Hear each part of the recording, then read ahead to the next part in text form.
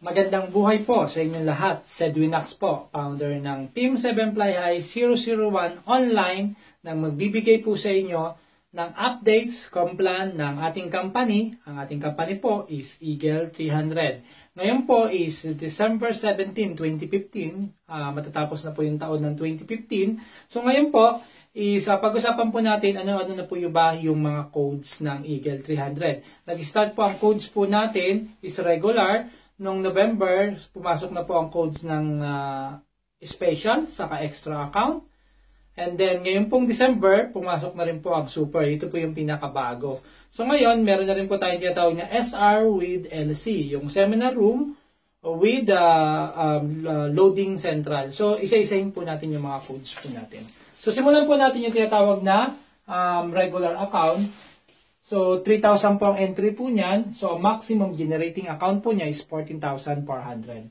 So, yung sunod po, yung special accounts, yung 5 plus 1. Pag bumili ka ng 5, may plus 1 ka. So, 15,000 pesos po ang entry niyan. 86,400 po ang pinakang maximum generating income po niya. Yung sumunod po is extra account, yung po yung tinatawag na 10 plus 3. So, sa 10 plus 3 po, 10 yung binili nyong accounts, plus 3 po yung free sa inyo. So, ibig sabihin, 30,000 pesos po ang entry niyan. So, 187,200 po yung pinakang maximum generating po niya income. And then, yung pinakabago po natin, ito yung tinatawag na super account. So, 12 plus 3 plus 1. So, ibig sabihin, 36 po yung entry niya. Ang maximum generating account po niya is 216,000 pesos. Saka yung tinatawag po namin ng codes ng SR with LC. So ngayon po, bilisan ko lang po yung pagkasalita ko. Ulitin nyo na lang po yung video po. Ulitin nyo panoorin para ma-catch up nyo po yung hindi nyo nakuha. So ngayon po, yung tinatawag na regular account. Yung regular account po, halimbawa nakapag-invite po kayo na isa, dalawa yung kinuhang accounts. Nag-invite po ulit ng pangalawa, tatlo ang kinuhang accounts. Nag-invite kayo ng pang-tatlo, isa yung kinuhang accounts. Yung isang pang-apat nyo ng invites, dalawa yung kinuhang accounts. And then yung pang-lima yung invites, isa po yung kinuhang accounts niya. So, ibig sabihin, so matotal po na na-invites nyo na regular account is 5. So, sa 5 yung na-invites na regular accounts, meron na po kayong plus 1. Pwede nyo pong kunin yung plus 1. Halimbawa, hindi nyo pa kinuha yung plus 1, nag-invite pa kayo. Yung pang-anim yung invite, may 1 account. Yung pang-7 invite, may 2 accounts. Yung pang-8 invite, may 1 account. Yung pang-9 na invite, may 2 accounts. And then yung pang-10 invites, ay meron siyang 3 accounts. So, ibig sabihin, matotal pong na-invite nyo is 10. So, magkakameron po kayo ng plus 3 na ibibigay po ng company na Eagle 300. Or, halimbawa, pag hindi nyo po kinuha, kinumpleto nyo yung 10, may plus 3 kayo. Halimbawa, sa 5 nyo na in-invites, may plus 1 na kayo, kinuha nyo na. So, dinelete nyo ulit, nakasampu kayo, sabi may plus 2 pa kayo, wala na po. Kasi yung plus 5 plus 1 nyo, kinuha nyo na. So, magbibilang ulit siya ng 1 to 5. So, kung hindi mo siya kinuha, kinumpleto niyo 10, may plus 3 po kayo. Yun po yung tinatawag na regular account. Next po, yung tinatawag na special account, 5 plus 1. Yung bumibili ng account, special account po yung binili niya. Kasi pag bumili siya ng special account, may plus 1 na kagad siyang free. Ang tanong, nakapag-invite kayo ng kumuha ng 5 plus 1, meron po ba kayo? Wala pa po. So, kailangan pa po makapag-invite pa na isa pang 5 plus 1 para dalawa po yung invite nyo. Pairing po yan, may plus 1 na po kayo. Yun po yung special account.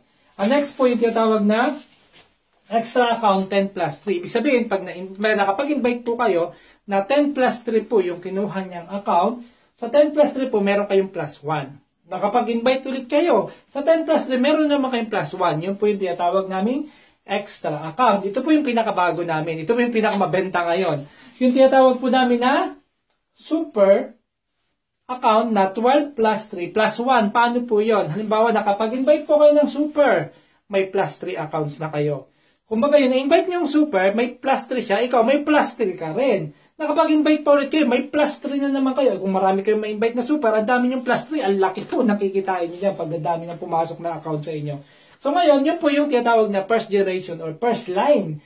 So ngayon, sa first line mo, yung isang in-invite mo, nag-invite din. At nakapag-invite po siya ng super din. So nakapag-invite siya ng super, meron na rin siyang plus 3. At ikaw naman, may plus 1 ka sa kanila. Yung second line po yun or second generation. Yun po yung super. So, ulitin ko na lang po yan sa ibang video ko. Ano po, para mas mahimay pa natin siya. Yung tinatawag ng SR, yung seminar room, with LC, yung loading central, makipag-usap lang po sa akin personal, kaya wala yung price kasi depende po kung ano po yung bubuksan nila. Sa mga nagbubukas po, tinutulungan po namin, halimbawa magbubukas po sila ng, may nagbukas na po ng Binangonan or Pampanga man sila, halimbawa nagbukas ng Pampanga. Pag may nagbukas na po ng Pampanga at sila na po na unang nagbukas doon, so lahat po ng papasok ng mga taga Pampanga, ibibigay po namin yun lahat sa kanya. So para matulungan po, yung pinaka nagbukas doon na SR with LC para matulungan po yung support. Kung may mga leader man doon na iba, pwede po namin i-connect yun sa kanya para lahat ng full support hanggang lumakas na lumakas yung nagtayo po doon sa Pampanga. Ano po? Ganun po yan. Meron po tayong protocol. So makipag-usap lang po sa akin kung paano po gawin yun. Kung saan man gusto nyo po sa Pilipinas. Ano po? Ngayon, pag-usapan po natin, bigyan ko po kayo ng isang kwento, pag-usapan po natin yung dalawang magkaibigan. Pangalanan po natin sila na si Eva saka si Adan. Ito pong dalawang magkaibigan is parehas silang may pangarap, parehas nilang gustong gawin. So nakita nila, hanap tayo ng ibang pwedeng pasukan natin. O may pera kami, pwede namin pasukan. Ano po, na mag-join sa dalawang company yung pinasukan nila. So ngayon si Eva, nag-join po siya sa tinatawag na split matrix. Ano po? Sa split matrix po, ang entry po niyan is 36,500. Tapos, ang reward po niya, pag umexit po siya, yung award is 182,500. Samantalang naman po si Adan, yung isang kaibigan niya, ang pinasok niya po is 36,000 pesos. Ang generating account na po na sigurado niyang kikitain is 216. Samantalang yung kaibigan niya sa Eva, 182,500. Hindi pa siguradong kikitain. Kung i-exit siya, kikitain yan po. Pero ang ginawa ng dalawa, nagsipag sila parehas. So, tinrabaho nilang maganda. So, ngayon, dahil po na nag-join si Eva, nasa split matrix na siya, pumasok na po siya sa table. At si Adan naman po, is nag-join na rin. Meron na rin siyang sarili niyang dashboard. Nakikita niya po niya, pumapasok pa unti-unti sa kanyang pera. Ngayon, dahil nagkukumpetensya yung dalawang magkaibigan, si Eva saka si Adan, sinipagan talaga ni Eva, nag-invite siya ng dalawa. Ngayon, nainggit si Adan, sinipagan din, nag-invite din si Adan ng dalawa. Ngayon, nag-invite si Eva, so sa tulong din ng mga kasama niya, so meron na po, napunta na po si Eva sa tinatawag na second level. So, ma-invite siyang dalawa. Ngayon naman po, ang kinagandahan dito kay Adan, dahil may invite din siyang dalawa, pag nag-invite dito sa Eagle 300, nag-invite din siya ng Super, yung dalawa niyang invites, diba sa isang invite, meron siyang plus 3. So ngayon, 6 accounts na po yung sa kanya. So anong nangyari po, so 6 times 14,400, kasi yun po yung account, meron na pong nadagdag na pera na generating na pumapasok kay Adan ng 86,400. Yan po yung total maximum generating account. So pag pinlas po natin yan, ito po yung kita ni Adan ha, dalawa pa lang po yung in-invite niya. Ang total nakikitain po ni Adan, yung 216, di ba? Yung super, 216 yung maximum generating account niya. Nakapag-invite siya ng dalawa, so 6. So, ang computation po nyon is 216 plus 86,400. Ang kikitain na po ni Adan is 302,400. Lamang na naman siya kagad. Samantalang si Eva, nasa table pa lang siya, wala pa rin siyang kinikita. Ngayon, sinipagan pa rin ng dalawa. Sabi ni Eva, hindi pa pwede, kailangan makalabas ako doon sa table na to. Nag-invite pa ako ng 4. Ako na rin ang nag-invite doon sa in-invite ko. So, ang total na invite ni Eva is 6 na siya. 1, 2, 3, 4, 5, 6. Invite lahat yun ni Eva. Ngayon, dahil 6 na invite ni Eva, ginalingan din ni Adan, nag-invite din po siya ang 6. So, 6 na rin po yung complete na invite ni Adan. Dahil 6 na yun, kompleto ni Adan na invite, nadagdagan na naman ng maximum generating na income si Adan. Dahil yung 6 niyang invite, di ba sa kada isang invite niya na super, na 36, meron siyang plus 3. O so, 6 times 3 equals 18 na po yung accounts niya. I-times mo yan sa 14. So, 14,400. Ang total maximum generating account na ni Adan is lumaki na. 6 invites pa lang po yan ha. 259,200 na. I-plus po natin siya sa total niya, generating account niya, 216. So, 216 niya maximum generating account, i-plus natin yung 259 kasi nakapag-invite na siya. So, ang nangyari po, ang total po na generating na i-income na po ni Adan is 475,000 pesos na po. Samantalang, si Eva, wala pa rin siya kasiguraduhan kasi nasa table pa siya, di ba po? So, kumbaga, nasa ano pa lang siya, nasa third level pa lang po siya. So, ang ginawa ni Eva, hindi talaga gumagalaw, ako na lahat ang mag-i-invite. So, nangyari kay Eva, ang na-invite na ni Eva, dahil siya lahat ang gumalaw, siya lahat ang nag-invite. Ano po? Naka-invite na po si Eva na 1, 2, 3, 4, 5, 6, 7, 8, 14 invites na po yung invites ni Eva para po umexit siya at para kitain niya na po yung 182,500. Ang nangyari, sinipagan din ni Adan at kinumpleto niya rin yung 14 na invites niya.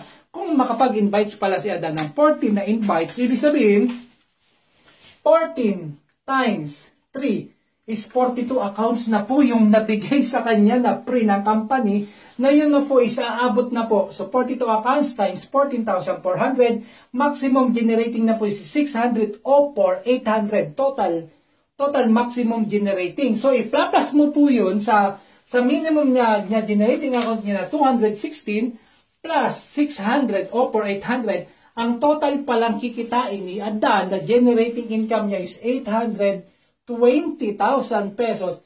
800 yung total na nakikitain ni Adan. Samantalang, parehas lang sila ng dami ng in-invite ni Eva. Samantalang si Eva, so ngayon si Eva umexit na. Ngayon pala si Eva, kaya nung umexit siya, ang ginawa niya, nagtapon lang siya dito. Nag-reinvest siya. So usually, ang total na kinita lang ni Eva is nagdagdag na kumbaga para nagbalik puhunan lang siya para maglagay ulit siya ng panibago, nagdagdag siya ng account niya dito, and then nung umexit siya. Ngayon, anong nangyari? Nung umexit si Eva, nakuha niya yung 182,500, nag-reinvest siya, so magkano na lang yung kinita niya. Samantalang, ang total na kinita ni Adan ay 820,000 pesos, 800. Ang tanong, kung naka-exit si Eva, paano naman yung mga naiwan dito? So, kung may mga naiwan dito at hindi umexit, ay magreklamo yan. Kasi hindi sila naka-exit. Si Eva lang na-exit. Samantalang si Adan, wala siyang problema kasi lahat ng pinasok niya na invites, lahat yun is nag-generate ng 216,000 pesos. Ito pa po yung magandang tanong. Gawin po natin yung worst scenario. Ang nangyari po, si Eva, ang na-invite lang po niya ay isa lang. So, pantayin natin. Si Adan, ang na-invite din na ni Adan is isa lang. So, kung si Eva naka-invite ng isa lang, may kita na ba si Eva?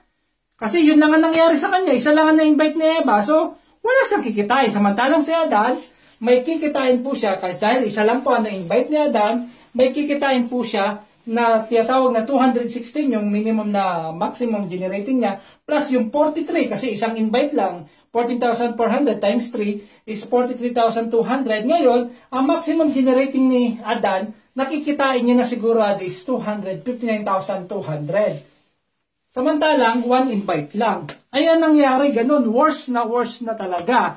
Hindi nakapag-invite si Eva. So ngayon, nanatili lang dyan siya sa table. Hindi siya nakapag-invite eh. So ngayon si Adan, parehas sila. Hindi rin nakapag-invite. Ngayon, nung hindi nakapag-invite si Eva, anong nangyari sa mukha ni Eva? Wala. Malungkot. Kasi nawala yung pera niya. Samantalang si Adan, parehas sila. Hindi sila marunong. Hindi nila alam yung business. Hindi rin nakapag-invite si Adan. So ngayon, dahil hindi rin nakapag-invite si Adan, anong mukha ni Adan? Naka-smile pa rin siya. Bakit? Mayroon pa rin siya 216,000 pesos na inaabangan na hindi naman siya nagtrabaho. Yan po yung sinasabi kong passive. Passive pa lang ang laban. Alam niyo po kasi, maganda kasi, kumbaga sa business, talaga kung gusto niyo pong kumita talaga sa business, may 4 na paraan yan eh. Kung gusto niyo sigurado, dapat po kasi una, dapat positive kayo na gawin kung ano yung mga gusto niyo gawin, dire-diretso lang. And then yung tinatawag na dapat, yung passive income, ibig sabihin ko kahit wala kang ginagawa, kikita ka. Pangalawa, yung tinatawag na active. So pag trabaho mo pa, mas dadami yung kita mo. Saka yun po yung sinasabi ko sa inyo, kaya po ito yung ginagawa namin solusyon kasi po may passive saka active. Sana po naintindihan nyo po. Maraming salamat po.